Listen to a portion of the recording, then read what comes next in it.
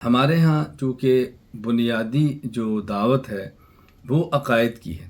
عقائد کے ساتھ پورے دین کی بات ہم کرتے ہیں، جس طرح میں پہلے دن کہہ چکا ہوں، میں بار بار یہ بات دہراتا ہوں کہ دین 5 چیزوں کا نام ہے: اعتقادات، عقائد، عبادات، اعمال، اخلاقیات، اخلاق، معاشرات اور معاملات۔ ان میں سب سے اہم ترین چیز عقائد ہے۔ تو جب ہم نے عقائد سمجھانے ہیں تو ہم نے پہلے عقائد سمجھنے۔ جب عقائد اچھی طرح سمجھ جائیں گے تو پھر سمجھانا بہت آسان ہوگا، اور عقائد اچھی طرح سمجھ جائیں گے تو عقائد کی تعبیر بہت آسان ہوگی۔ جب عقائد اچھی طرح سمجھ جائیں گے تو دلائل کے ساتھ کھولنا آسان ہوگا۔ جب عقائد اچھی طرح سمجھ جائیں گے تو عقیدے پر ہونے والے تمام اشکالات کو آپ حل کر سکیں گے۔ سمجھنا ضروری ہے۔ میں اس وقت بڑے اختصار کے ساتھ چند ایک نظریات کا تذکرہ کر دیتا ہوں اور تھوڑی سی تفہیم کرتا ہوں کہ ہم سمجھ لیں۔ مثلا عقائد میں بنیادی عقیدہ اللہ تعالیٰ کی توحید کا ہے۔ ہمارا عقیدہ ہے کہ اللہ تعالیٰ موجود ہے، اللہ تعالیٰ موجود ہیں، یہ ہمارا عقیدہ ہے۔ اب ظاہر ہے اللہ تعالیٰ جب موجود ہیں تو اللہ تعالیٰ کہاں موجود ہیں؟ اللہ تعالیٰ موجود ہیں تو کیسے موجود ہیں؟ اس کے لیے ہم لفظ استعمال کرتے ہیں، اور اہل علم یاد رکھ لیں، ہم کہتے ہیں اللہ تعالیٰ موجود بلا جسم، بلا مکان، بلا جہت، بلا کیفیت۔ یہ ہے ہمارا عقیدہ۔ اللہ تعالیٰ بغیر جسم کے، بغیر مکان کے، بغیر جہت کے، بغیر کیفیت کے موجود ہیں۔ اب اس بات کو عوام کیسے سمجھے؟ عام بندے کے دماغ میں آنا مشکل ہے، تو ان کو پھر سمجھانے کے لیے کہہ دیتے ہیں کہ اللہ تعالیٰ ہر جگہ موجود ہیں۔ اور جب ہم کہتے ہیں ہر جگہ موجود ہیں تو اس کا مطلب یہ ہے کہ جب جگہیں نہیں تھی اللہ تعالیٰ تب بھی تھے، جگہیں ہیں اللہ تعالیٰ اب بھی ہیں، اور جب جگہیں نہیں ہوں گی اللہ تعالیٰ تب بھی ہوں گے۔ ہر جگہ ہونے کا معنی یہ ہے کہ اللہ تعالیٰ جگہ سے پاک ہیں۔ اللہ تعالیٰ کو موجود ہونے کے لیے جگہ کی ضرورت نہیں ہے۔ جب ہم کہتے ہیں اللہ تعالیٰ موجود بغیر جسم کے، تو جتنے اشکالات اللہ تعالیٰ کے بارے میں آتے ہیں ختم ہو جائیں گے۔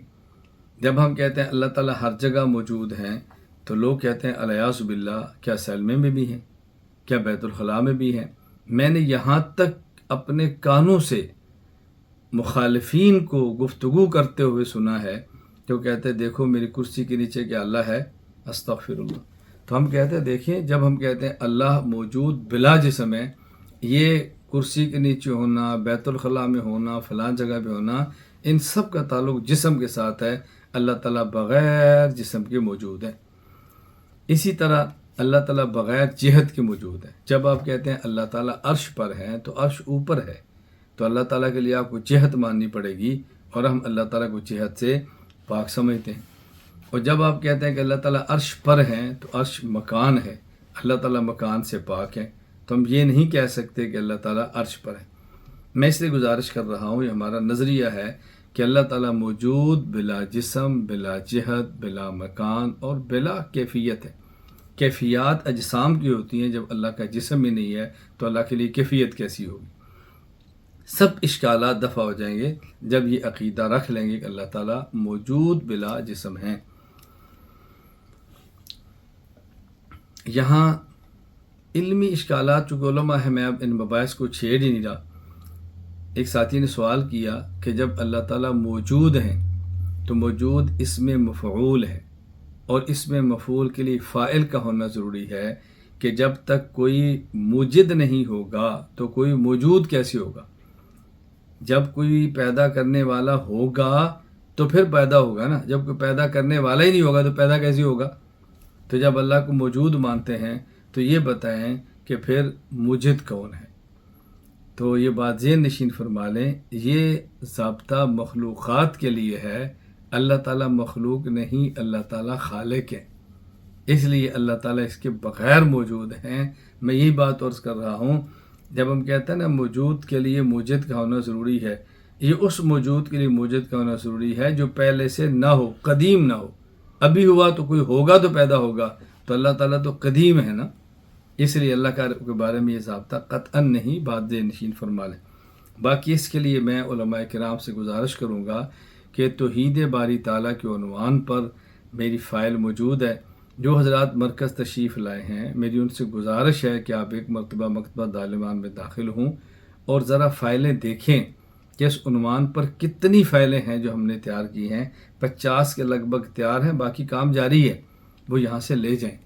اور جو دور دراز تشریف فرما ہے اس کو PDF منگوائیں اور اس کو نکال کے پرنٹ کر کے اپنے پاس رکھیں. دیکھیں میں نے اپنے پاس مستقل فائلیں پرنٹ کر کے رکھی ہیں تاکہ آنے والوں کو میں دکھاتا ہوں کہ دیکھیں میرے پاس فائلیں موجود ہیں. یہ ایک منٹ مجھے دکھاؤ ذرا. گزشتہ کل میرے پاس ملاقات کے لیے کچھ حضرات تشریف لائے. ان میں کچھ انگلینڈ سے تھے، کچھ دبئی سے تھے، کچھ کابل سے تھے اور کچھ حضرات بخارا سمرقند سے تھے. تو مجھے کہہ رہے تھے کہ وہ کوئی کسی کام کے لیے آئے تھے، مشورے کے لیے. تو میں نے کہا میں فی الحال چونکہ کچھ کاموں میں مصروف، علمی کاموں میں، اس لیے میں زیادہ وقت نہیں دے سکتا. دوبارہ بیٹھیں گے تو انشاءاللہ بات کریں گے.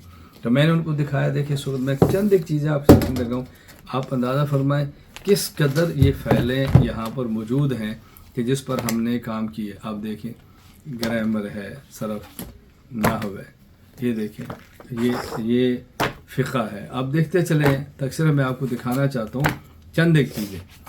تو یہ اس پر میں انشاءاللہ بات کروں گا بعد میں.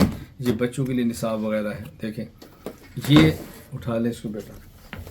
یہ آپ دیکھیں یہ آپ کس قدر یہ ہیں. میں صرف کہہ رہا ہوں کہ اگر اس طرح آپ کے پاس چیزیں گھر پہ موجود ہوں. یہ دیکھو، یہ آپ دیکھیں کس قدر فائلیں ہیں جو میں آپ کو دکھا رہا ہوں. یہ میں چند ایک آپ سامنے رکھ لوں، میں ساری نہیں رکھ رہا، آپ کو دکھانے کے لیے کہ آپ کو اندازہ ہو جائے کہ کس قدر ہم نے ان عنوانات پہ کام کیا ہے. یہ جو میں باہر بیٹھا اور باہر بیٹھ کے کام کر رہا ہوں آپ کے علم کے اندر آئے کہ اب یہ دیکھیں ذرا. اصول مناظرہ، اصول جرح تعدیل، اصول تاریخ، اصول افتاء، دیکھیں اصول تجوید، اصول عقائد، اصول حدیث، اصول تفسیر، اسلامی عقائد، فقہ اکبر کا متن، عقیدہ حسنہ کا متن، عقیدہ طحاویہ کا متن، عقیدہ نسویہ کا متن، شرح عقیدہ طحاویہ. یہ میں نے مختصر سی بات کی ہے. مولانا کلیم اللہ حنفی صاحب حفظہ اللہ نے آپ کو بتایا ہوگا یا بتائیں گے کہ کچھ تصنیفی کام. میں گزارش کیا کر رہا ہوں، صرف میں نے جو بات سمجھانی تھی کہ توحید باری تعالیٰ کے عنوان پر مفصل میری فائل موجود ہے. نمبر 1. نمبر 2، اس عنوان پر 9 گھنٹے کا بیان موجود ہے. اب ہوتا یہ ہے ایک آدمی 9 منٹ کا یا 5 منٹ کا کلپ جاری کرتا ہے کہ اللہ تعالیٰ عرش پہ ہے، اللہ تعالیٰ ہر جگہ پہ نہیں ہے، قرآن کریم کی ظاہری نصوص یہ ثابت ہوتا ہے. تو لوگ الجھن کے اندر مبتلا ہو جاتے ہیں. جی فلاں تو یہ کہہ رہے. مجھے ایک ساتھی نے فون کر کے یہ کہا جی فلاں کہتے ہیں کہ اللہ تعالیٰ عرش پر ہے، آپ کہتے ہیں ہر جگہ پر ہے. میں نے کہا جو فلاں کہتے ہیں ان کا کوئی آپ نے بیان سنا ہے؟ یہ شارٹ کلپ تھا. کہا جی کلپ ہے. میں نے کہا منٹ؟ کہا جی 8 یا 9 ہوں گے. میں نے کہا میرا 9 گھنٹے کا بیان ہے، آپ نے سنا ہے؟ کہا جی نہیں. اچھا. میں نے کہا جو آپ نے مجھے فون کیا یا فون کر کے ان کو پوچھ لیں کہ آپ کہتے ہیں عرش پر ہے، مولانا الیاس گھمن صاحب کہتے ہیں ہر جگہ پر ہے، تو کیا کہ جی ان سے تو رابطہ نہیں ہوتا. اچھا. میں نے کہا میرا قصور یہ ہے کہ میں نے بیان بھی 9 گھنٹے کا کیا ہے، اور میرا قصور یہ ہے کہ اپنے نقلی عقلی دلائل بھی دیے ہیں، مخالف کے دلائل کا جواب بھی دیا ہے، اور آپ کا فون بھی سنا ہے. یہ میرا قصور ہے. وہ کلپ بھی شارٹ کریں گے، شوشہ چھوڑ دیں گے، آپ کی بات بھی نہیں سنیں گے، آپ ان کو لے کر ہمارے بیان کردہ عقیدے پر الجھنیں پیدا کریں گے. اور پھر میں ہر عقیدے پر نقلی عقلی دلائل دینے کے بعد اپنے اکابر کی کتب حوالہ جات بھی پیش کرتا ہوں کہ اس پر ہمارے مشائخ کا نظریہ کیا ہے، تاکہ آپ کو پتہ چلے کہ میں شخصی بات کہتا ہوں یا اپنے اکابر کی بات کرتا ہوں.